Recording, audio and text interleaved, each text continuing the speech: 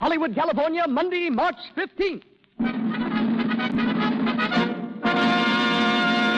The Lux Radio Theater, starring Marlene Dietrich with Herbert Marshall in Desire, featuring Otto Kruger and Zeffie Tilbury.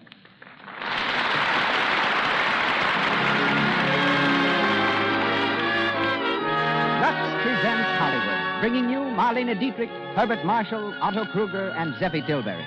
Our producer, Cecil B. DeMille. Our guests, Mr. Ernst Lubitsch, distinguished motion picture director, and Miss K. Roberta Williamson, hostess of Hollywood's famous specialty shop, I. Magnin and Company. Our conductor, Louis Silvers. From our theater on Hollywood Boulevard, the makers of Lux Flakes bid you a hearty welcome to the 124th performance of the Lux Radio Theater.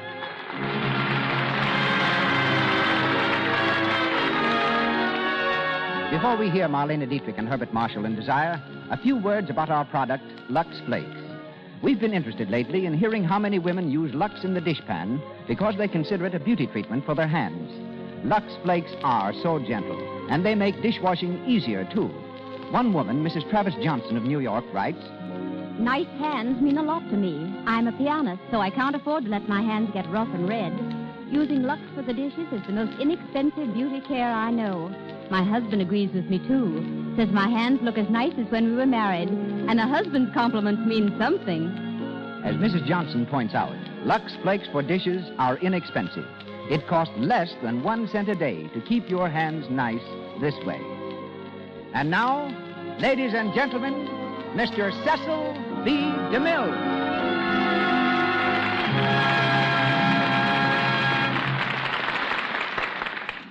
Greetings from Hollywood, ladies and gentlemen. Marlene Dietrich is a Hollywood rarity.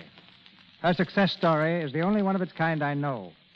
You've heard of our screen Cinderellas, the girls who had to go on the stage to make a living or to support a destitute family.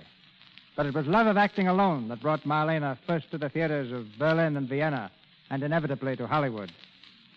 It was Max Reinhardt who gave Miss Dietrich her first chance on the stage and thereby launched one of the most glittering careers of our time. Recently, in Vienna and London, thousands jammed the squares in front of her hotels, cheering her wildly. To protect her from the crowd's enthusiasm, London's heroic bobbies worked overtime. When Miss Dietrich left, it was remarked by a great London newspaper that, although we, her devoted slaves, regret her departure, it is said that Scotland Yard detectives are toasting it in nightclubs and looking forward to a long holiday. Police, the paper went on to say, are anticipating the threat of the coronation crowds as child's play. In our adaptation of the Paramount film Desire, she comes to us in the role she filled with such distinction on the screen, Madeleine de Beaupre. Making his 4th appearance on our stage, Herbert Marshall is heard as the English automobile engineer, Tom Bradley. Since his last appearance here, Mr. Marshall has been busy preparing with Miss Dietrich for the new Paramount film Angel. They had planned to shoot the first scenes of Angel today, but to make this broadcast possible, graciously postponed starting until tomorrow. Otto Kruger faces our microphone in the part of Carlos, one of the most polished actors of the stage and screen. Mr. Kruger has just starred with Mary Ellis abroad in Glamorous Night, produced by British International Pictures. Zeffie Tilbury, who played the role of Aunt Olga in the film version, resumes it tonight. High in the flies of our stage, Columbia's engineer reaches for the dials of the control board, ready to release to the ends of the earth the Lux Radio Theater's presentation of Desire. And here come our players, Marlene Dietrich and Herbert Marshall, with Otto Kruger and Zeffie Tilbury.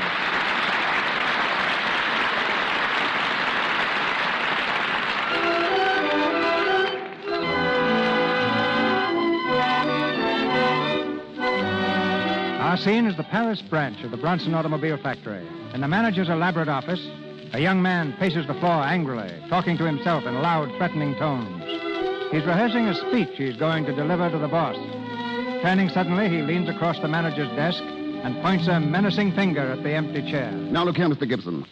You're only going to stop me and no one else is going to stop me. I'm going on this vacation whether you like it or not. And if you want to throw me out, why don't you? How's that? Now, why do you bring up arguments like that? What? Yes, I know you brought me over from Paris to London, but you didn't do it for my sake. You did it because you wanted a good engineer, Mr. Gibson, and I've done my job.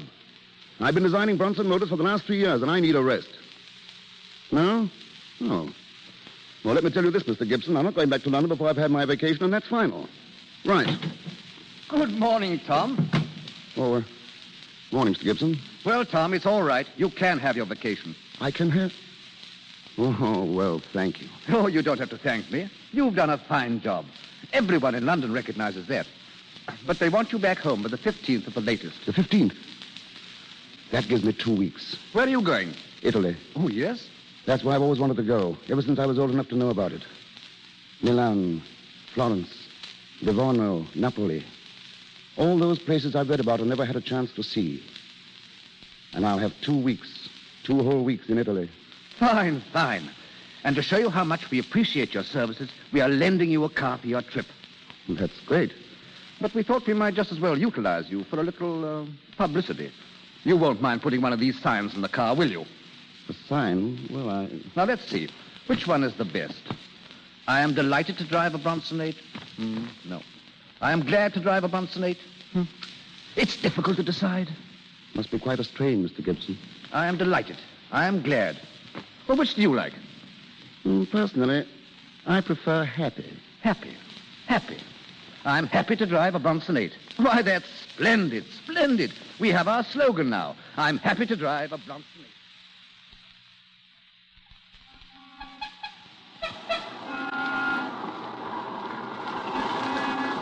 I'm delighted to drive a Bronson 8. I'm glad to drive a Bronson 8. I'm happy to drive a Bronson 8. Whoa! Sacré nom d'une pique. Espèce de bruti. Look at that mud fender. It's all right, old man. No damage done. No damage done, eh? No damage done. Look at that mud fender. It is bent in two. Well, so is mine. I'm perfectly willing to pay for it. If you do not know anything about cars, why do you drive? Sorry, I'm just a beginner. You should take lessons then. Albert, come back here. But, madame. At once, please. There, you see. The lady wants you to get back into your car. Albert. I'm coming, madame. Sorry, Albert. Tell the lady it was my fault. Get in, Albert. Yes, madame. Now drive on. Yes, madame. I've told you 20 times not to pick quarrels, Albert. You do not have to address me as your footman now. There is no one listening. All the same, the advice is good. That Britisher is a fool. We don't stop to argue with fools. Not when we are carrying a string of pearls worth 2 million francs. Huh? You have the pearls with you? They are in the car? Yes. Why was I not told? I thought our plan was to mail them to Italy. Our plan is to take them to Italy. Oh, but it is dangerous. We may be stopped by the police. Not if you will drive slowly and carefully. So far as the jeweler knows, these pearls were purchased on credit by Madame Pouquet. By the time he discovers I was not Madame Pouquet, we'll be across the border into Italy. Where do we pick up Carlos and Olga? Carlos at the Hotel Milan. We'll meet Olga later at the villa. I do not like this. Carrying those pearls, it is too risky. Now, what if the police... Albert, keep your eyes on the road.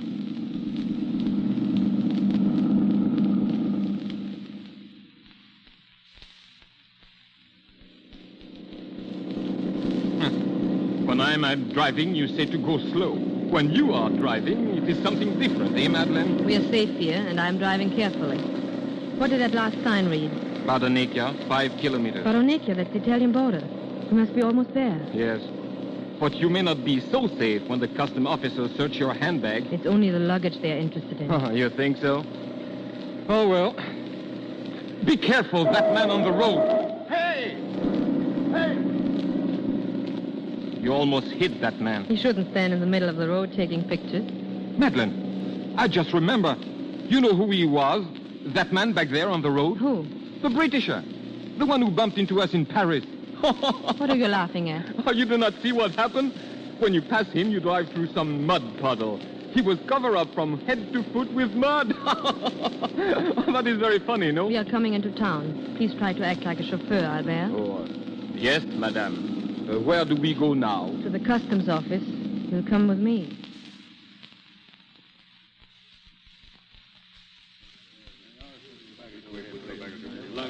Form a line to the right, signore.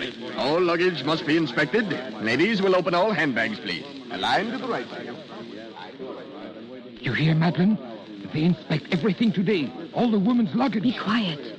What will you do with the pearls? Be quiet, I say. Officer, I'm looking for the owner of that white roadster outside. I'm sorry, signore. I do not know. Where is he? That's all I want to know. Where is he? Here, monsieur. Oh? Oh, you. We meet again, mademoiselle. I'm sorry I splashed you with mud. It was unintentional. Oh, it's quite all right, really. It was silly of me to make a fuss about it. Well, you know how these things get you for a moment. Of course. You're passing your luggage through the customs? Yes. Is this the line? I'm the last one. You may go before me if you wish. Oh, thanks, but I wouldn't want to... Oh, it's nothing. I'm not quite ready yet. Well, very well. Who is the next, please? Will you come this way, senor? Right with you. Thanks again, mademoiselle. Madeleine, quick. Before they search your bag, we'd better go. It'll be all right now, Albert. But the pearls. The pearls are in the Englishman's pocket. What? I put them in his coat pocket when I spoke to him. Are you mad? Now, how are you going to get them back again? I'll get them back. I go on alone from here, Albert. I'll meet him on the road. You get in touch with Carlos by telephone. Tell him I see him at the Hotel Milan in 2 days. Entendu.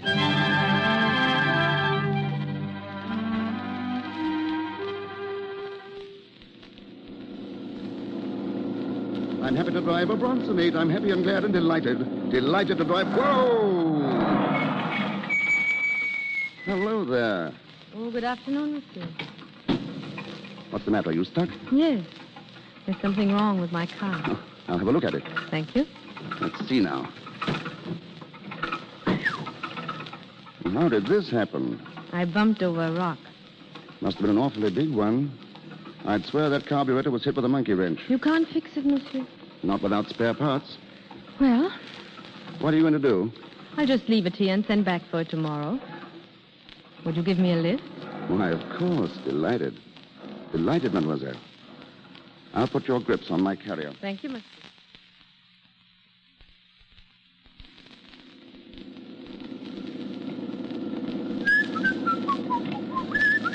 Aren't you a little cold, monsieur? Oh, not a bit, no. Why?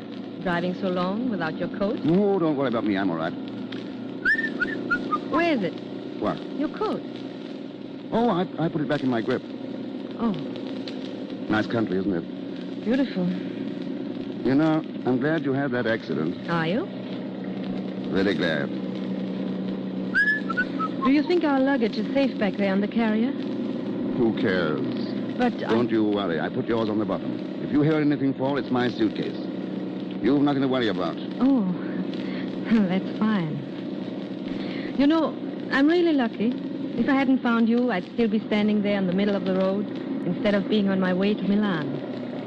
Is that where we're going? We? Sure. I'll drive you there. I am lucky. You're lucky.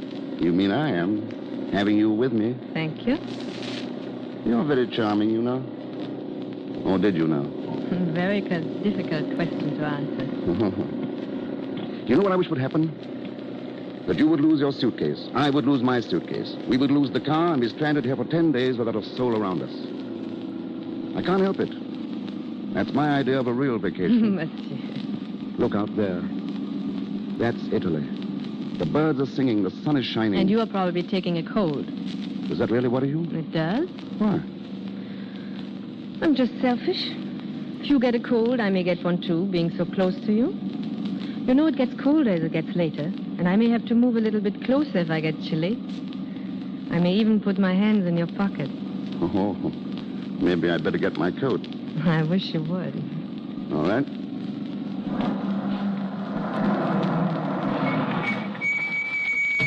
With you in a minute. Hey! I say, wait! Where are you going? Come back here. Come back with that car.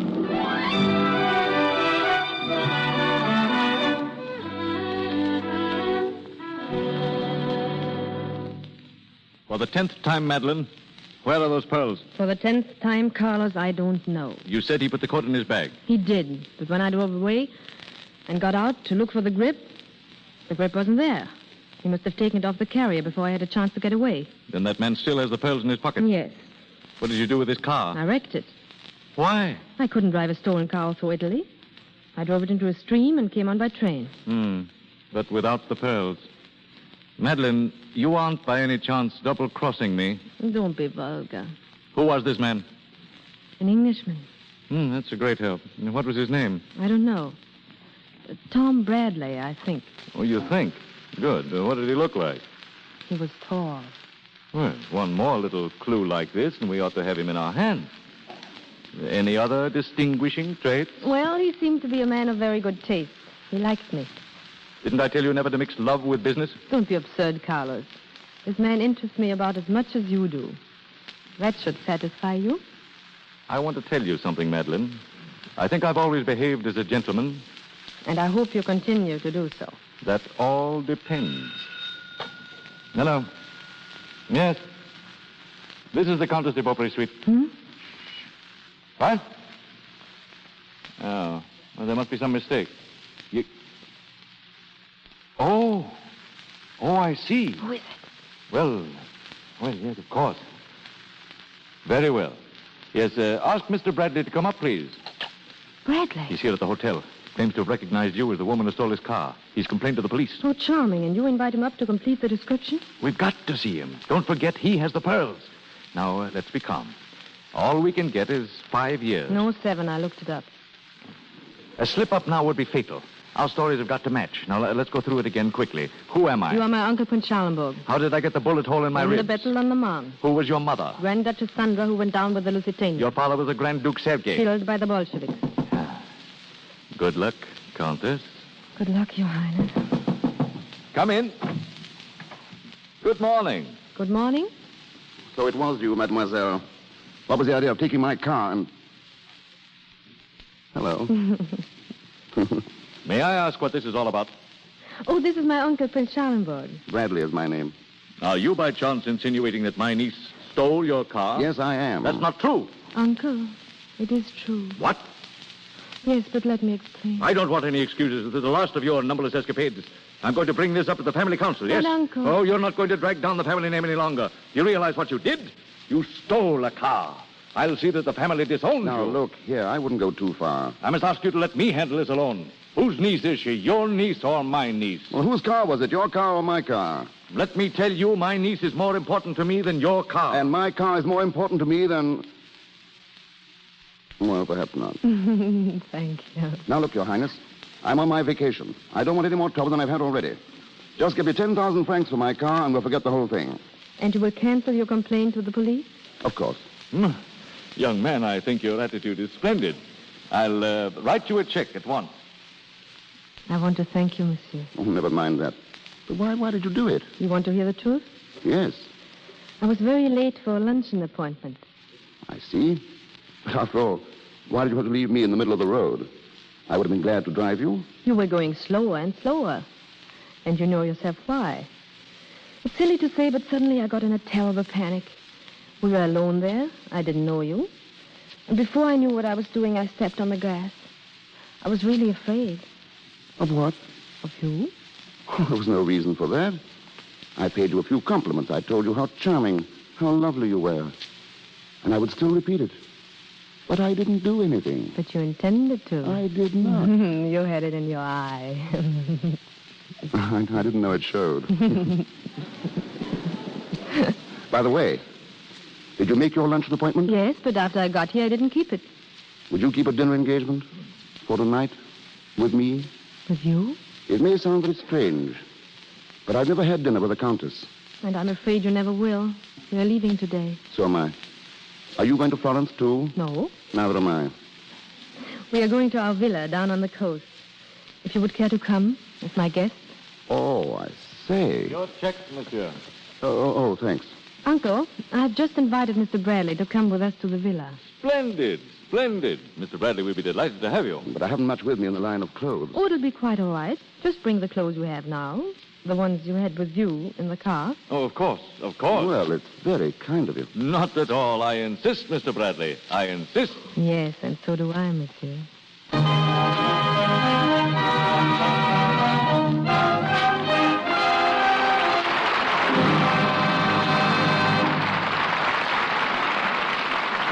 In a moment, we'll continue with Desire, with Marlene Dietrich, Herbert Marshall, and Otto Kruger. But now, we take you to the Coconut Grove.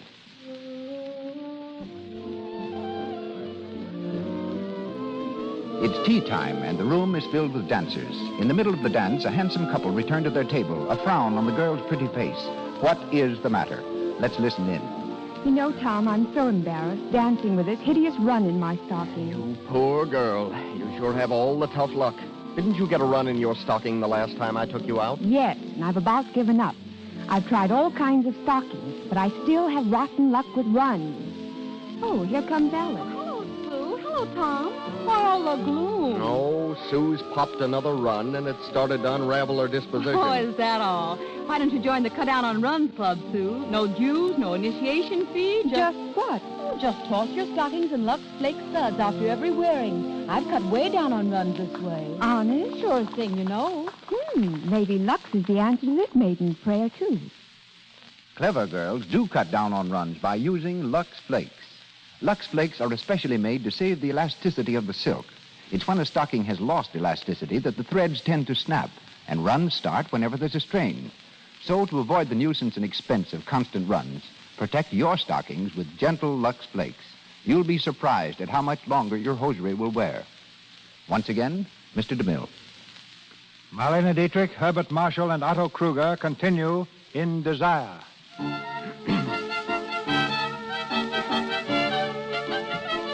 It's evening of the following day.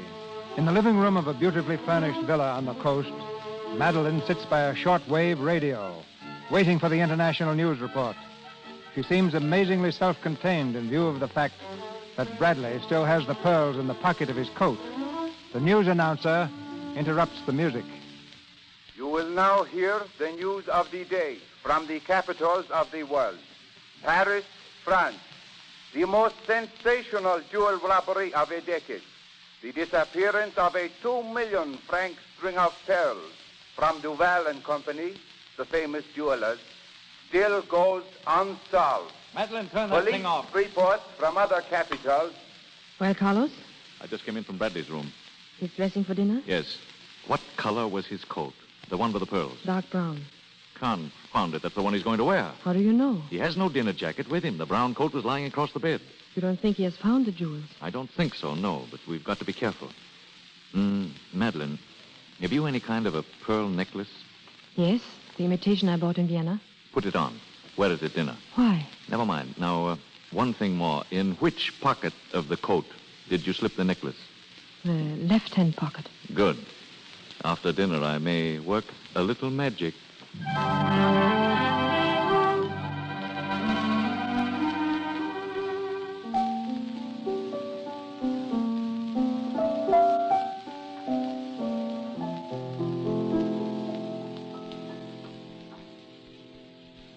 Well done. Splendid. You play beautifully, Countess. Now you do something, Mr. Bradley. Well, I can walk on my hands. No, please. It's too early after dinner. Uncle, why don't you show us some card tricks? Oh, no. Yes, yes, why don't you? Oh, all right. By the way, what's that on your nose? Ah, there we are. Silver coin. See? Oh, good. Do you always carry money in your nose? I don't know, but I often pay through it. You know any more? Let's see. Madeleine, may I have your pearls for a moment? Of course. Here. Yeah, thank you, dear. You see these pearls? Now watch. 1, 2, 3. Presto. They're gone. Splendid. Where are they? Will you kindly look in the left-hand pocket of your coat? Well. Well, how did they get in there? I couldn't tell you that, Mr. Bradley. Here are your pearls, Countess. Thank you so much. Well, I hope you've been entertained. Entertained? It's been a marvelous evening. You know, Mr. Bradley, you've had a very strenuous day, and I should think that you would be tired. Tired? Oh, no, really. I could stay up a week under these conditions. But you're looking tired, Your Highness. And it is rather late. Oh, really? Yeah. Well, then, I'll do my final trick of the evening. Make myself disappear. Good night. Good night. Good night. I think I will say good night, too. Oh, no, not yet. It's early. Didn't you just say yourself that it's late? Late for uncles. Early for nieces. You look very beautiful sitting there. Don't spoil the picture. All you need is a frame, and it would be a masterpiece. No, you don't even need a frame. All I need is a nice, soft bed. Tell me, why did you really invite me to come here? My uncle thought it would be a nice gesture. Oh, your uncle. He is your uncle, isn't he? What do you mean? Oh, nothing. You see, I have uncles, too, but they're different. My uncles are more like uncles. You're getting impertinent. I didn't mean it, but I'm sorry. Please don't be. It's nothing. Thanks. You must realize I've never met anyone quite like you before. You're so new to me, so different. I wish I could make you understand. You do understand, don't you? Countess? Countess, are you asleep? I'm crazy about you. Madeleine.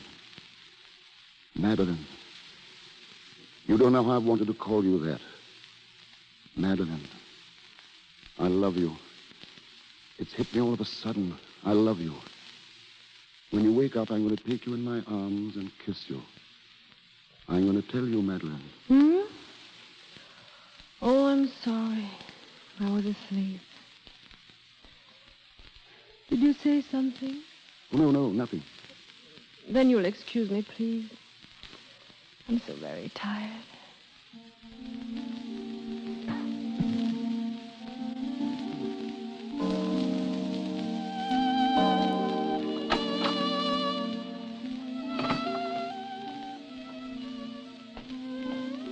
Hello?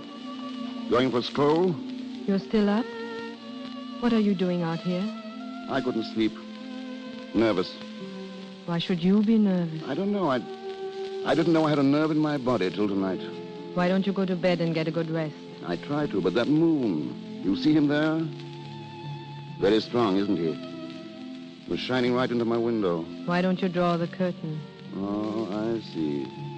Turn off the moon, turn on the moon, just as you like it.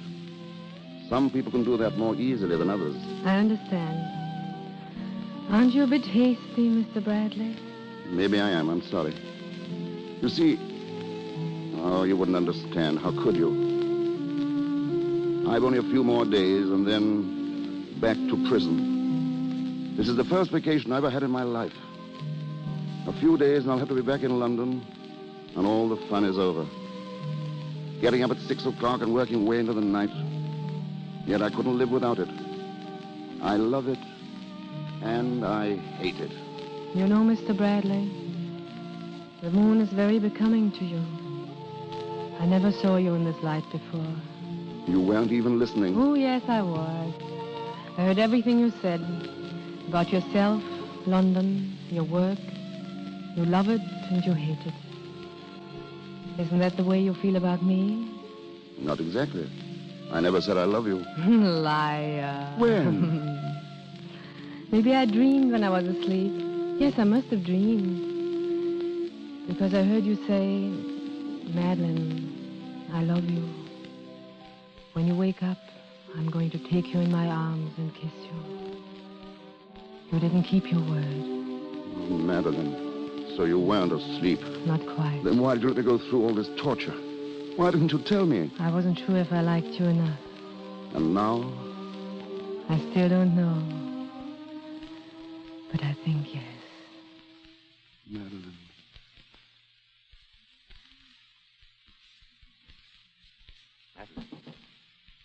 Madeleine, are you awake? Madeleine. Oh, good Lord, Madeleine, wake up. Yes, darling. What?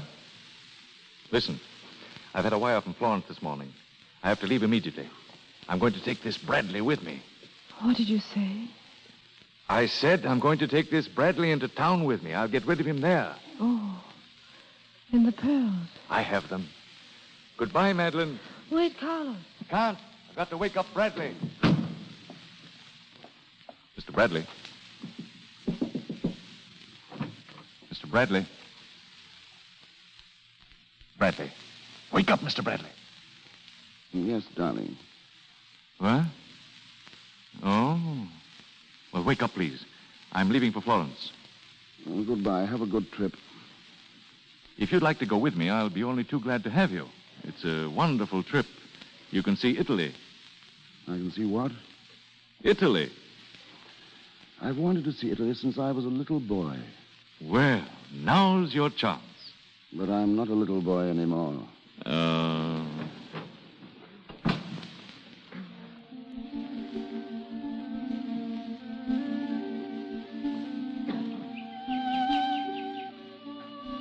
Darling, I tell you you're wrong. Darling, I'm right. Darling, you're beautiful, but you're stubborn. Do you know this is the first disagreement we've had? All right, let's find out. We'll ask the cook.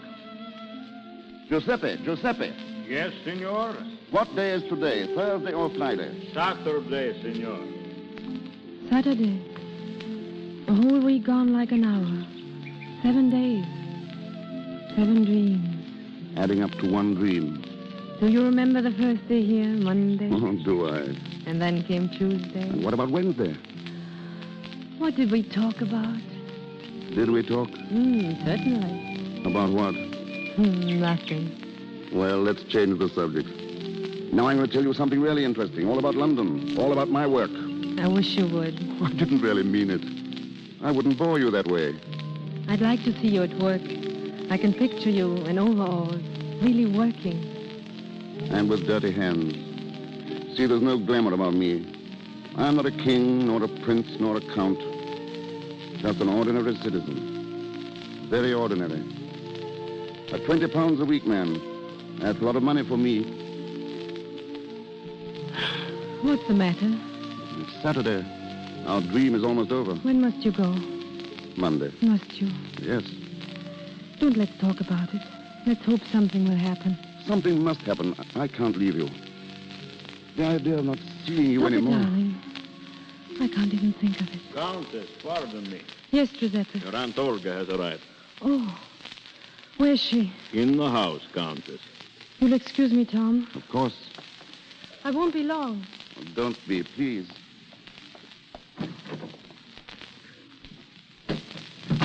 Olga, Hello, Madeleine. why did you come? That's a fine way to greet a sweet old lady. Why don't you bust me in the nose? What do you want? You shouldn't talk to me that way. If your grandmother came here, what would you do? Why, you'd offer her a brandy, of course. Straight? Please. Brandy's the only thing I am straight about. Did Carlos send you? Yes, and he's pretty sore at you. I don't care. Now, come on now. You could have answered his wires. They really need you in Florence. There's a great chance of selling the necklace. We found a sucker, and the sucker of the century. He's a big umbrella manufacturer. So we thought we'd put a little sunshine in his life and introduce you to him. I'm afraid you'll have to find someone else. I'm not going. Not going? No, I'm through with you and Carlos and all the others. Really? Carlos, why didn't you stay in the car? You promised to let me handle her. I'll do it myself. Madeleine, before I tell you what I plan to do with you, in case you refuse, I want to compliment you. You look more beautiful than ever. Love must be a wonderful thing. It is, Carlos. It gives one strength and courage. Something to fight for. I have something to fight for, too. Now go and pack, Madeleine. We're leaving. Yes, but in different directions. No, in the same direction. Come back here. Let me go. Oh, no. Let me go. Why don't you call for help? Why don't you call your friend? He's right outside. Why don't you bring him here? Why don't you tell him what you are? Or perhaps you'd prefer that I tell him. That would hurt, wouldn't it? Yes. Well, think it over, Madeleine. Think it over carefully. Sit down, Madeleine. Here, dear. Why can't he let me alone? Why can't he give me my chance for happiness? It's really serious, isn't it, between you and this Bradley fellow? For the first time in my life.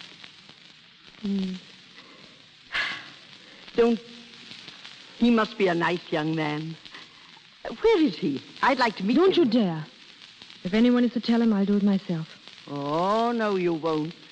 You think you will, but you won't. I tried it once myself, and it won't do, my dear. What difference does it make? I love him and he loves me. That's just the point, and it won't do, believe me. Please go away. Leave me alone. Some years ago, I was sick in a hospital in Vienna. There was a charming doctor.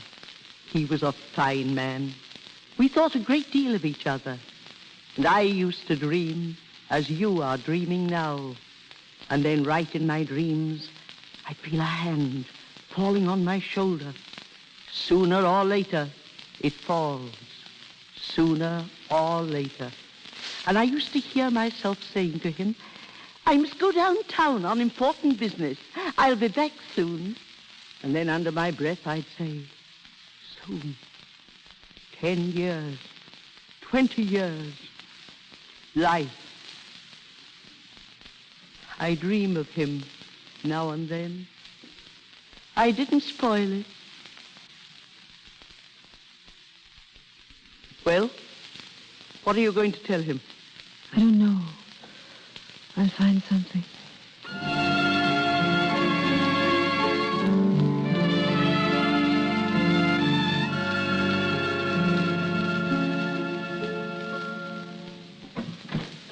Madeleine! Oh, Tom, come here. I've something to tell you. Wait until you hear what I have to tell you. Do you know what this is? Tom. It's a piece of paper, that's what you think. But it isn't. It's King Solomon's mines and Captain Kidd's treasure. It's a gusher of oil, that's what it is. Please listen to me, Tom. Look here. You see these two lines? These two little lines? Yes. Well, I spent years looking for them. I've told you about my new carburetor. I had ideas for it, good ones. Everybody liked them. But there was one little thing to make it practical, and I couldn't find it. And now I've got it. These two tiny little lines make all the difference in the world to the carburetor. And maybe to me. And to you. What do you say? I'm so happy you found it. Now you are a real inventor. And you will be a great man. I don't care about that. You'll be famous. I'm happy. Is it a go, darling? Will you marry me? It would be wonderful. It would be. It will. It can't be. Madeleine, what is it? I have to tell you something. Well, what is it? I don't know how to say it. I should have told you before. Tom, I'm married. Married?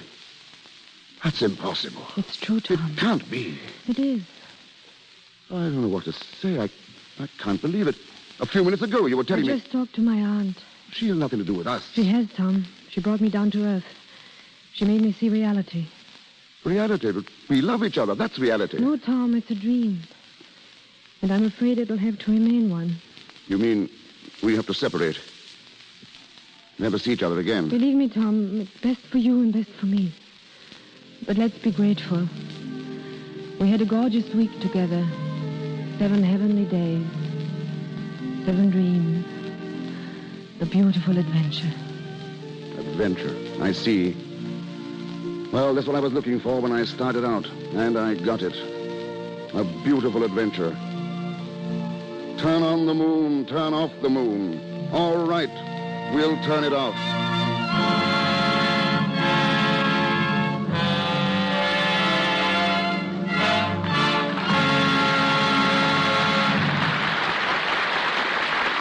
We pause for station identification. This is the Columbia Broadcasting System. This is KNX, the Columbia Station, Los Angeles.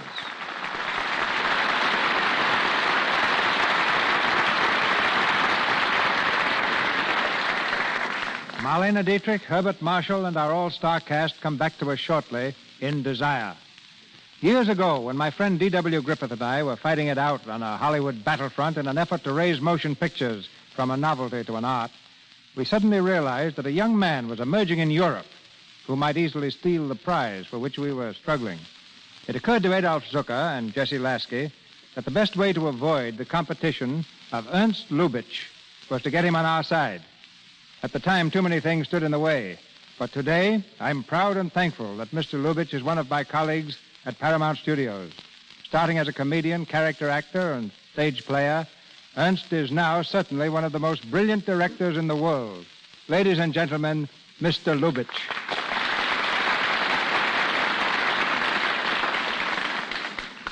It's not only a pleasure to be here at CB, it's also very helpful. While I produced the film version of Desire with Miss Dietrich, I never had the good fortune to direct her. But since tomorrow morning, I start directing a new picture called Angel with Miss Dietrich and Mr. Marshall. I naturally have been watching their performance very closely. I'll be very happy if I can turn out as fine a production as you are presenting tonight and as you do every Monday night at the Lux Radio Theater. And thank you, Ernst. For several years, you with Paula Negri and I with Gloria Swanson were trying to outdo each other. This time, at least, we're working with the same charming stars.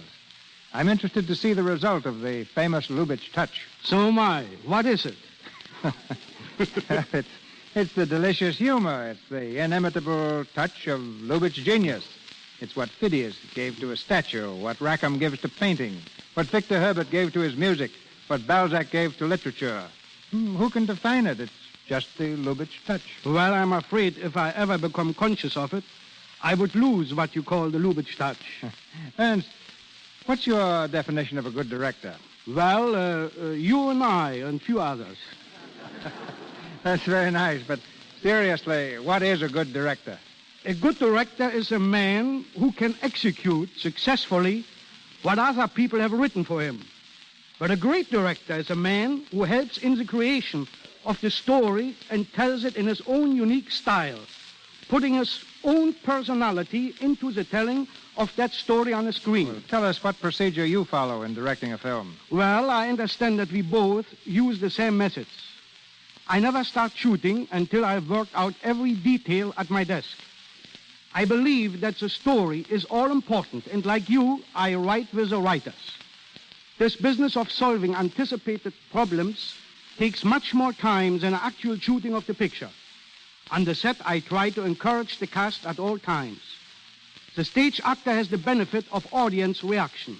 In pictures, he has only the director to look to. I have found that the more encouragement I give the players, the better they perform. Well, I know it's a rule with you never to disclose the story of a new picture. Will you make an exception tonight? Yes, to this extent. Miss Dietrich will play the part of a modern married woman, known as Angel. Whether or not this is a misnomer, you have to decide for yourselves when you see it. Mr. Marshall is a British statesman, and our scene will be Paris and London. Melvyn Douglas, Edward Everett Horton, Herbert Marshall, and Ernest Cossart will also have prominent parts. I enjoyed producing pictures tremendously, but I'm delighted to return to directing. After all, the thrill is not alone in conceiving ideas, but in having the director's opportunity to interpret and follow them through. My thanks to you all. My thanks to you, Ernst. He gets things in a picture nobody else can get. Back to Marlene Dietrich with Herbert Marshall in Desire, featuring Otto Kruger.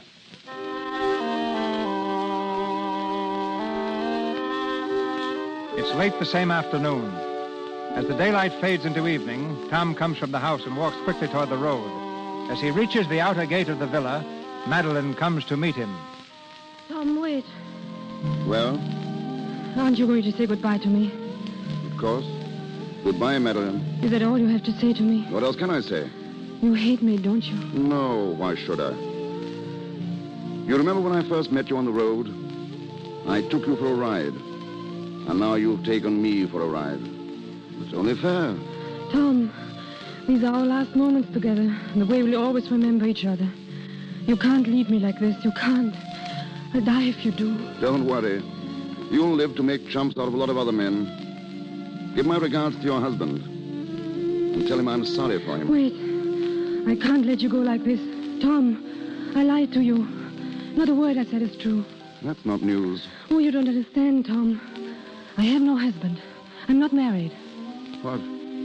What did you say? The truth, Tom. I don't know what to believe anymore. What is the truth? I love you. That's the only true thing you know about me. Who are you? What are you? I'm a thief. What? Not a countess.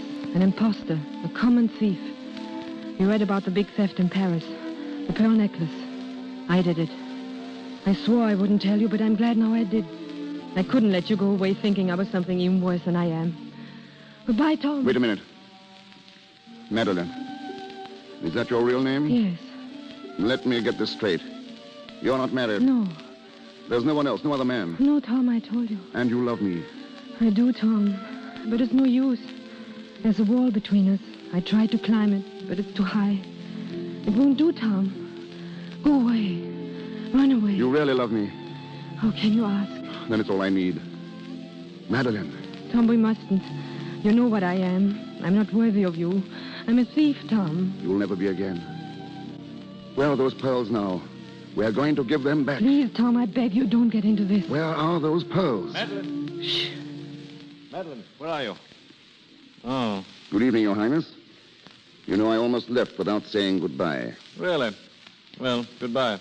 Oh, but there's no need for it now. No, I'm not leaving. What? I've invited Mr. Bradley to stay for dinner. Oh, indeed. But I'm afraid you'll miss your train, Mr. Bradley.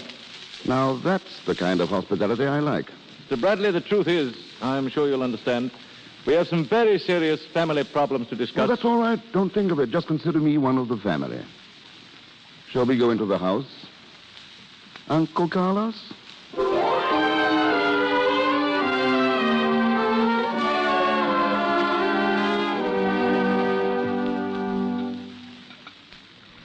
Some more chicken, Uncle Carlos? No. Aunt Olga? No, thank you.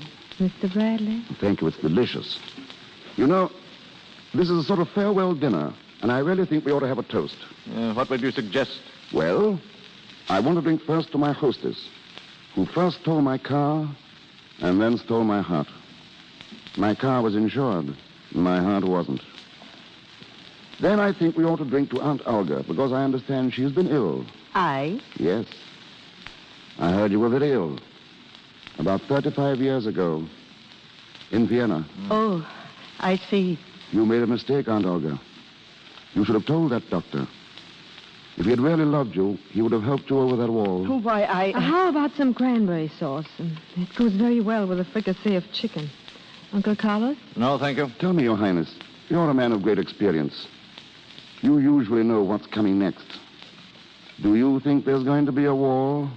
I hope not. I'm always in favor of peace, but as the situation is at the moment, with nobody minding his own business, you never can tell what will happen. How about some more cranberry sauce, Aunt Olga? A little, please. You know, Your Highness, I was just thinking of some parlor tricks you once showed me. They were awfully good, but I think I can show you one that tops any you've ever seen. Now, you see this chicken on my fork. Now watch. 1, 2, 3, presto. It's gone, isn't it? Where is it? In my stomach, that's what you think. But it isn't. It's in the inside pocket of your coat. And it isn't chicken anymore. It's changed into a string of pearls. That's marvelous. I can hardly believe it. Now, let me see. Yes, you're right. It's in my inside pocket. But it didn't change into pearls.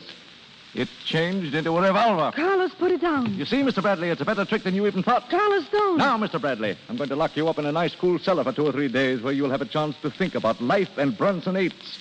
In other words, I'm giving you back to the automobile business. Those are your plans, Uncle Carlos? Exactly. But suppose I should upset them. All the table. Why, you... Drop that gun. Drop it. Pick it up, Madeleine. I have it. Good. Sorry I had to twist your arm like that, Uncle Carlos. Now, you can do one more thing for me. You can give me that pearl necklace. Really? Please, Carlos, we must have it. Our whole happiness depends on it. You dirty double-crosser. Well, you won't get it. No? Then I'll have to do my final trick of the evening. You see this hand? Now it's a fist. The fist is still in my hand. When I count 3, that fist will be on your jaw. 1, 2... Wait! One moment. Suppose we talk this over. Splendid. Shall we sit down?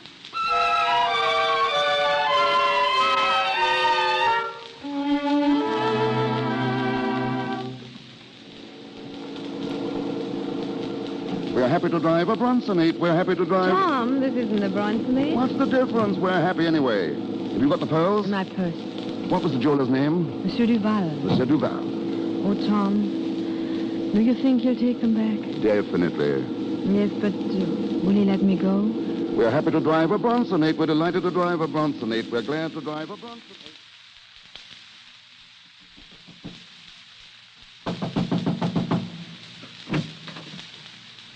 Monsieur Duval! Monsieur Duval! Yes, Antoine? There's a lady here to see you. And the gentleman? Show them in, then. But the lady, she is the one who stole our pearls. What? Oui, Monsieur Duval. Quick, show them in. Then go call the police. Oui, monsieur. Will you come this way, please? Thank you. How do you do, Monsieur Duval? How do you do? May I introduce my fiancé, Monsieur Bradley? Glad to meet you, Monsieur Duval. I've heard so much about you. It's just like meeting an old friend. We came to see you about the pearl necklace. Pearl necklace? Do you intend to buy another one? On the contrary. You see, the pearl necklace which you sold Mademoiselle is really beautiful, but it's too expensive for us. I'm afraid we'll have to return it. You have it with you, dear? Yes, darling. Monsieur Duval, would it upset you very much if I asked you to take it back? Well, I hate to return things. It's not my habit. But I've changed my mind. As a matter of fact, I've changed my life. I'm marrying Mr. Bradley this afternoon. That is, I hope I am. Here are your pearls, monsieur. The pearls, you give them back to me? Monsieur Duval, I know my fiancée is indebted to you and even to France. And if you could see any way to help us, to release Mademoiselle from her obligation, it would be very wonderful. Otherwise, we'll have to postpone our marriage for a long time, I'm afraid. 7 years. 7 long years, Monsieur Duval. You are very much in love. Very much, monsieur.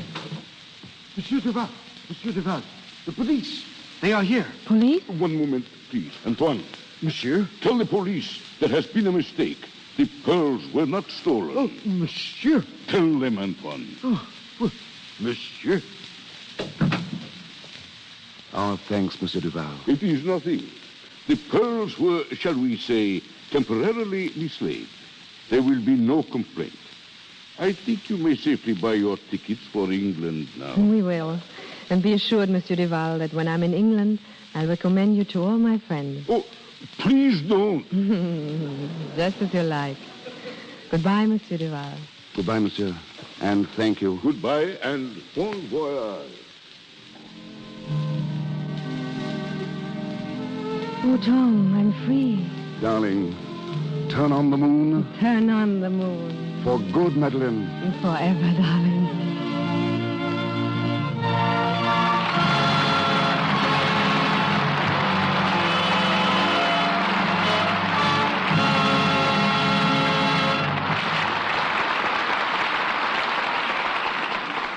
A little later, we'll hear more from tonight's stars. But now we drop the curtain on our play, hoping that every desire may be as pleasantly fulfilled. It's not news when dogs bite men, though when actresses come to Hollywood to go on the screen. But the story's different when an actress comes here to stop acting. Formerly in the Ziegfeld Follies, musical comedy and stock companies, Miss K. Roberta Williamson journeyed to the film capital to become hostess of the Hollywood link of specialty shops operated by I. Magnin and Company. Ladies and gentlemen, Miss Williamson. Thank you, Mr. DeMille. Whenever the stars come to Magnins in droves, we know that some party or social event is about to take place. Any number of evening gowns, wraps, and furs were purchased for the recent ball of the Los Angeles Turf Club, winding up the season at the Santa Anita track. The other day, Ginger Rogers gave a big roller skating party, which meant that we were busy from morning till night, fitting the stars in play suits, shorts, and little jackets. When the stars come to I. Magnin and Company, I know they have splendid collections to choose from. Suppose you tell us who buys what. The policy of our store doesn't permit that, Mr. DeMille. But you may be interested to know that your daughter Catherine just bought a bathing suit from us. Yes, it interests me considerably, Miss Williamson. I just received the bill. Anyone who wants to get an idea of what the stars like in clothes can find out right here in the Lux Radio Theater. It's been my good fortune to see many of your broadcasts. And in doing so, I've also seen a real Hollywood fashion parade. Tonight, for instance, there's Marlene Dietrich, proving that a tailored suit can be decidedly feminine. She is wearing a black tailored gabardine suit with a white georgette blouse. On her recent appearance here, Jean Arthur chose a crepe dress of vivid hunter's green. Her woolen hat was a variation of the Cossack toque, while her fitted coat, made of the same fabric, was worn with a pair of cross foxes. Jean Harlow also wore crepe. Her short-sleeved, simple black dress was trimmed only with rows of narrow black silk fringe. She wore a halo off the face hat, no veil, and black suede opera pumps. Of course, we all can't have as extensive wardrobes as picture stars, nor do our needs demand them. But we'd all do well to take care of our washables the Hollywood way, which is just another way of saying with Lux Flakes. Now, my experience has been that by using Lux Flakes, I can keep clothes looking like new, just about twice as long. By that I mean dainty, fresh-looking, and appealing. Lux protects colors wonderfully, and for silk stockings, there's nothing better. There's something about Lux Flakes that preserves the elasticity of silk threads. This enables them to give under strain instead of developing runs so often, and makes them last ever so much longer. My recommendation is based on experience, the same experience that finds the wardrobe departments of all the leading Hollywood studios using Lux Flakes. Holidays and birthdays bring the leading gentlemen of the screen to our store for gifts. Herbert Marshall and Otto Kruger, Gary Cooper, and Mr. DeMille are favorites with the salesgirls. Typical of Hollywood, they're very discriminating and know exactly what they want. Thank you again, and good night. It's a pleasure to have such a charming hostess for a guest. And now, a bit of dialogue in demitas from our celebrated players, Mr. Herbert Marshall, Mr. Otto Kruger. Many thanks, C.B. Though it's a little late for a welcome home, Otto, I'd like to say that it's nice to see you back in America. Thanks, Bart. It's great being back. When I arrived in Hollywood from England last week, I found my manager on my doorstep. Before I could take my hat off, he told me that Mr. DeMille and you and Miss Dietrich were waiting for me here to start rehearsing our play. Well, of course, I came. I didn't know even what play we were doing. But I didn't have to know that. We've learned that any play in the Lux Radio Theater is bound to be a good play. It must have been something of a shock, Otto, to find that I'd cast you as a villain. Yes. Yes, rather agreeable shock, though. In spite of the fact that this was the first of more than 300 productions in which I didn't get the girl. But it's always a pleasure to lose to Bart. You've nothing on me, Otto. Mr. DeMille gave me a new role recently when he asked me to guide this broadcast while he was roaming the Louisiana swamplands seeking material for his new film, The Buccaneer. How did you like playing producer? I was never so terrified in my life. I would much rather have faced the Buccaneer than to have played the role of Herbert Marshall trying to be Cecil DeMille. Did you hear me, C.B.? Yes. I managed to reach a tiny store down there among the bayous in one of the most isolated sections of the United States. The owner had a radio, and I took possession of it immediately. Strange, though, you know. Every time you came on, something seemed to go wrong with the set. There was a peculiar noise, like a thumping on a door. That wasn't the set, C.B. That was my heart. Well, you sounded great, Bart. And I must say, I was particularly impressed when a grizzled shrimp fisherman, not knowing who I was, turned to a friend and remarked, that DeMille, he getting better all the time. All I can say to that is my gratitude to you out there who bore with me. My gratitude, and once again, a reluctant au revoir. To which I can only add a very sincere ditto. Well, thank you both. And now, Marlene, a word from you. Not 1, but 5. Thank you, and good night. Thank you, Miss Dietrich, Mr. Marshall, and Mr. Kruger. This is your announcer, ladies and gentlemen, Melvin Roy. Word of next week's presentation comes to us shortly from Mr. DeMille. Miss Dietrich, Mr. Lubitsch, and Mr. DeMille appeared through courtesy of Paramount Studios. Mr. Marshall, RKO, and Columbia Studios, and Mr. Silver's 20th Century Fox, where he was in charge of music for the new film, Seventh Heaven. And now, Mr. DeMille. Next Monday night, in the Lux Radio Theater, good fortune finds me host to one of Hollywood's most charming and accomplished couples, Frederick March and his lovely wife, Florence Eldridge. Our play is one whose record on the stage and in motion pictures stamps it as one of the most successful stories in modern times. We will hear Mr. March in the same role he played on the screen, Prince Circe, and Miss Eldridge as Grazia, in the remarkable romantic fantasy, Death Takes a Holiday.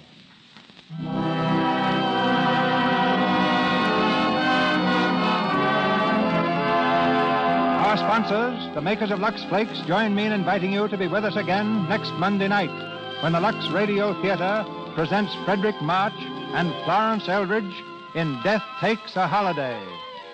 This is Cecil B. DeMille saying good night to you from Hollywood. Assisting our stars tonight were Georges Renavon as Albert, Ward Lane as Mr. Gibson, Ferdinand Munier as Mr. Duval, Victor Rodman as Antoine, Leo McCabe as radio announcer, Lou Merrill as Giuseppe, and Frank Nelson as customs officer.